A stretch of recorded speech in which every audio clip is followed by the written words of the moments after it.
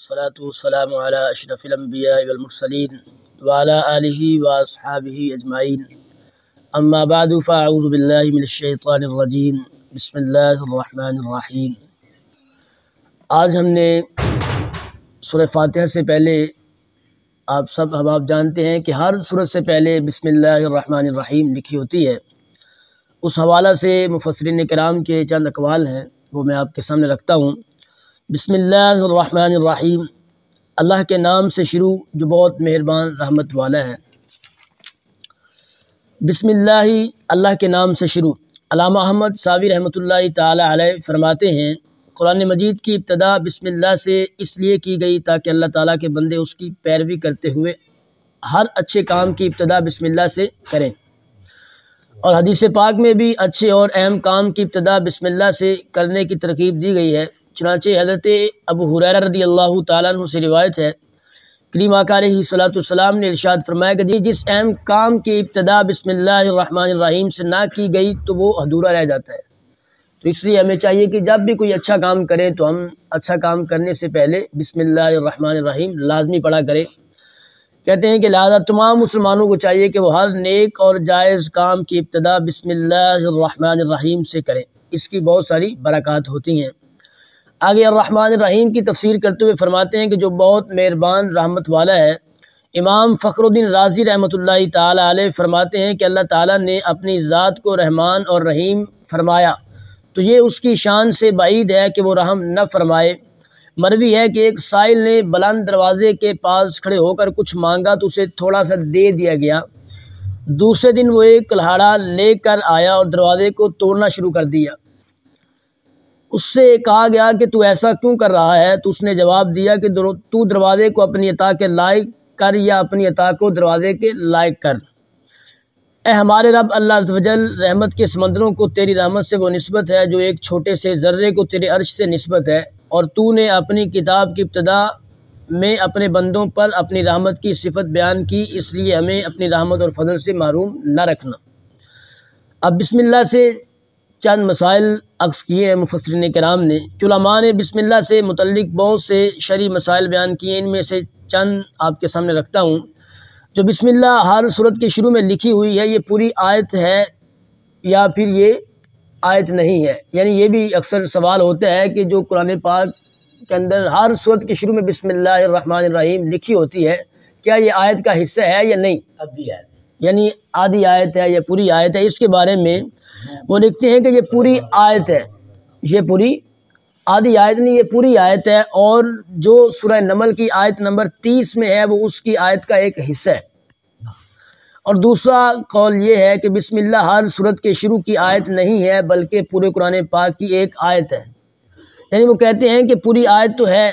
اور جو سورہ نمل کی آیت نمبر 30 میں ہے وہ اس کی آیت کا ایک حصہ ہے۔ اور دوسرا قول یہ ہے کہ ہر سورت کے شروع کی آیت نہیں ہے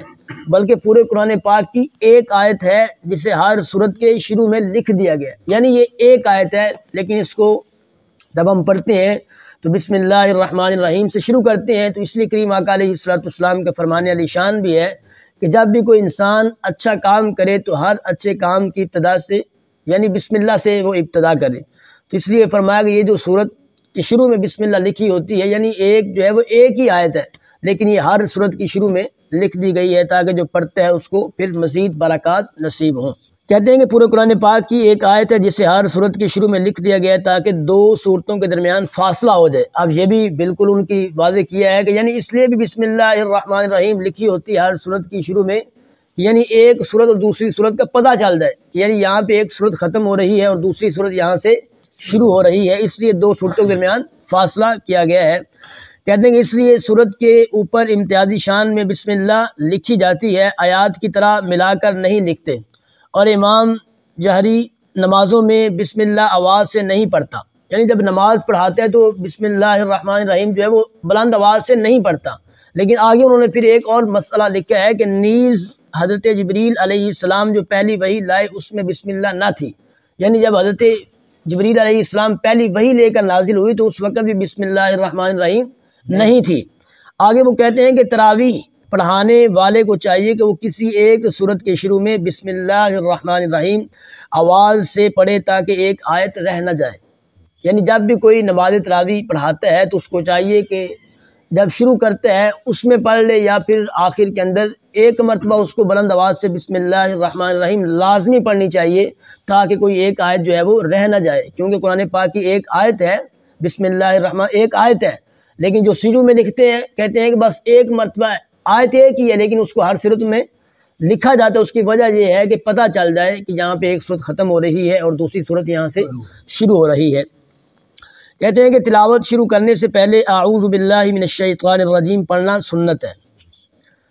لیکن اگر شاگرد استاد سے قرآن مجید پڑھ رہا ہو تو اس کے لیے سنت نہیں ہے، یعنی وہ بار بار پڑھتا ہے، اس نے سبق سنا اس نے پڑھنا ہی ہے، کہتے ہیں کہ وہ سنت نہیں ہے، لیکن جب کوئی ویسے تلاوت کرتا ہے تو اس سے پہلے پڑھنا تعوذ پڑھنا سنت ہے۔ سورت کی ابتدا میں بسم اللہ پڑھنا سنت ہے ورنہ مستحب ہے۔ اگر سورہ توبہ سے تلاوت شروع کی جائے، اکثر یہ بھی پوچھتے ہیں کہ جناب سورہ توبہ جب ہم پڑھتے ہیں تو اس کے شروع میں بسم اللہ الرحمن الرحیم پڑھنی چاہیے کہ نہیں پڑھنی چاہیے، کچھ کہتے ہیں درمیان میں پڑھنی چاہیے۔ اس حوالہ سے یہاں پہ مفسر نے لکھا ہے کہ اگر سورہ توبہ سے تلاوت شروع کی جائے تو اعوذ باللہ اور بسم اللہ دونوں کو پڑھا جائے، اور اگر تلاوت کے دوران سورہ توبہ آ جائے تو بسم اللہ پڑھنے کی حاجت نہیں ہے، یعنی آپ شروع جب سٹارٹ کرتے ہیں تو آپ نے اس وقت آپ نے تعوذ اور تسمیہ دونوں پڑھنے ہیں، اعوذ باللہ من الشیطان الرجیم اور بسم اللہ الرحمن الرحیم۔ اگر وہ کہہ رہے ہیں تلاوت کے دوران اگر وہ کوئی پڑھ رہا تھا پہلے سے پڑھتا جا رہا ہے تو وہ تلاوت کے دوران سورہ توبہ آ جائے تو بسم اللہ پڑھنے کی کوئی حاجت نہیں ہے، ضرورت نہیں ہے۔